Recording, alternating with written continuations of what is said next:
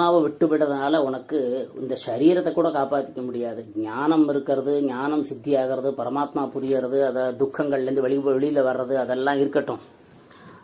ஆனால் சரீர யாத்திரை, சரீரம் நடக்கிறதுக்கும் சரீரம் ஓடுறதுக்கும் கண்ணை சிமிட்டுறதுக்கும் வாய் பேசுறதுக்கும் உடம்புல ஏதாவது சக்தி வேணுமே, அதுக்காக சம்பாத்தியம் பண்ணணுமே, அதுக்காக நான் நடந்தால் தான் சாதம் வாங்க முடியும், நடந்தால் தான் 4 காய்கறிகள் வாங்க முடியும், நடந்தால் தான் சமைக்க முடியும், நடந்தால் தான் உழைக்க முடியும்.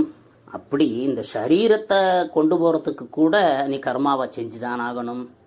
கர்மாவை விட்டுட்டு உன்னால் சாப்பிடாம கூட இருக்கும், சமையல் கூட சாப்பாடு கிடைக்காது. இல்லை நம்ம சமைக்க வேண்டாம், பிக்ஷை எடுத்து சாப்பிடலான்னா பிக்ஷை எடுக்கிறதுக்காகவாவது நாம் 2 இடத்துக்கு நடந்து தான் போகணும். அந்த நடந்து போகிறது கூட ஒரு கர்மா தான்.